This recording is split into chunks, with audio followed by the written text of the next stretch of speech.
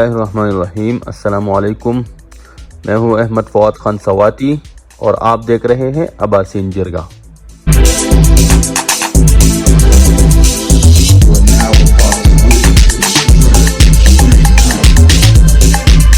مغلیہ سلطنت کا دوسرا سلطان نصیر الدین محمد ہمایون 6 مارچ کو کابل میں پیدا ہوا۔ نصیر الدین محمد ہمایون بابر کا سب سے بڑا بیٹا تھا۔ نصیر الدین محمد ہمایون لڑکپن ہی سے اپنے والد ظہیر الدین محمد بابر کے ساتھ امور سلطنت میں مدد کرتے تھے اور مختلف ملکی معاملات کو دیکھتے تھے۔ مزید یہ کہ اپنے والد کے ساتھ مختلف لڑائیوں میں شانہ بشانہ لڑے ہیں، خصوصاً پانی پت اور کئی دیگر لڑائیوں میں حصہ لیا ہے۔ ہمایون اپنے والد بابر کی طرح ایک توسیع پسند اور بہادر انسان تھا۔ جب نصیر الدین محمد ہمایون 22 سال کے ہو گئے کہ اس کا والد ظہیر الدین محمد بابر اس فانی دنیا سے رخصت ہو گئے۔ دوستو، ظہیر الدین محمد بابر کی موت کی یہاں پہ میں تھوڑی سی اگر ذکر کر دوں تو اس کے بارے میں مختلف مورخین نے مختلف رائے دی ہے، مگر زیادہ تر مورخین کہتے ہیں کہ بابر کا بیٹا ہمایون بہت سخت بیمار تھا۔ مختلف طبیبوں سے علاج معالجے کروائے گئے مگر سارے کے سارے طبیب ناکام ہو گئے۔ بابر بہت زیادہ پریشان تھا۔ کہا جاتا ہے کہ بابر نے نصیر الدین محمد ہمایون کی چارپائی کے گرد چکر لگا کر اللہ تعالیٰ سے دعا مانگی کہ یا اللہ میری زندگی میری بیٹی کو دے دے، تو کچھ دیر بعد ہمایون صحت یاب ہو گیا اور بابر بیمار پڑ گیا اور 26 دسمبر 1530 کو اس فانی دنیا سے رخصت ہو گئے۔ اور یوں سلطنت کا تمام بوجھ نصیر الدین محمد ہمایون کے کندھوں پر آ پڑا۔ اپنے والد کے انتقال کے بعد تقریباً 4 دن بعد 30 ستمبر 1530 عیسوی کو آگرہ میں تخت نشین ہوا۔ تخت نشین ہوتی ہی بے شمار مشکلات کا سامنا کرنا پڑا، کیونکہ یہ وہ وقت تھا جب راجپوت اور افغان دو بڑی قومیں مغلوں کے دشمن تھے۔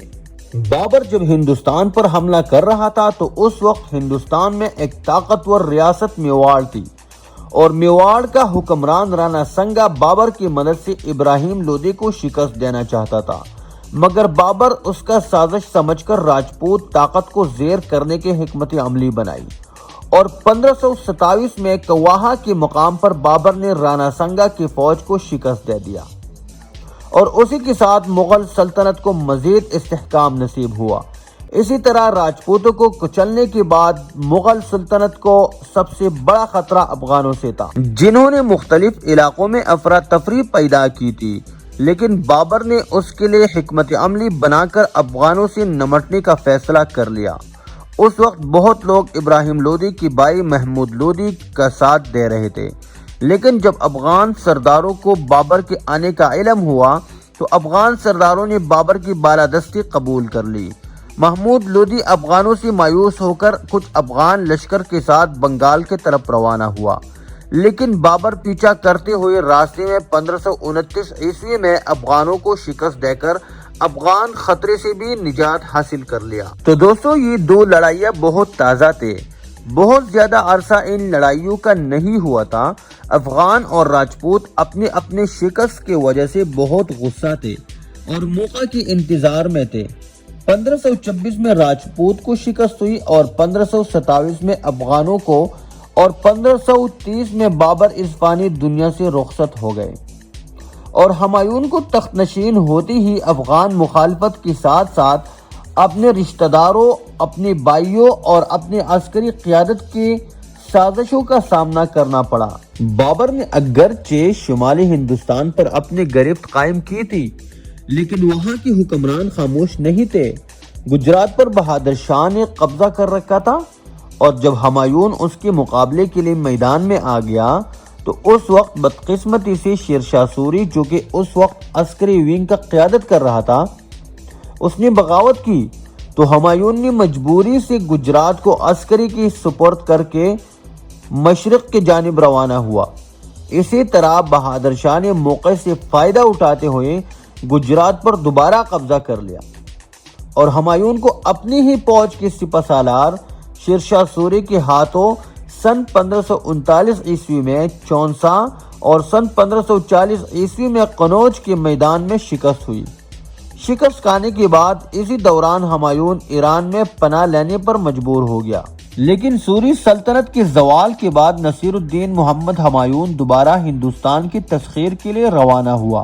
سکندر سوری نے بہت کوشش کی کہ ہمایوں کو روک سکے، مگر ناکام ہو گئے۔ دونوں فوجوں کے درمیان سن 1555 میں سرہند کے مقام پر زبردست لڑائی ہوئی اور اس لڑائی میں نصیر الدین محمد ہمایوں کامیاب ہو گئے، اور یوں نصیر الدین محمد ہمایوں 15 سال کی طویل عرصے کی جلاوطنی کے بعد ایک بار پھر دہلی کی سلطنت پر قابض ہو گیا، اور یوں مغلیہ سلطنت کا دوسرا دور شروع ہو گیا۔ لیکن ہمایوں کی زندگی نے وفا نہیں کی اور چند مہینے بعد سن 1556 میں اپنے ہی کتب خانے کی سیڑھیوں سے پھسل کر اس فانی دنیا سے رخصت ہو گئے۔ دوستو، اب تک کے لیے یہی کافی ہے۔ اللہ ہم سب کو اپنے حفظ امان میں رکھے۔ اللہ تعالی ہمارا حامی و ناصر ہو۔ اللہ حافظ۔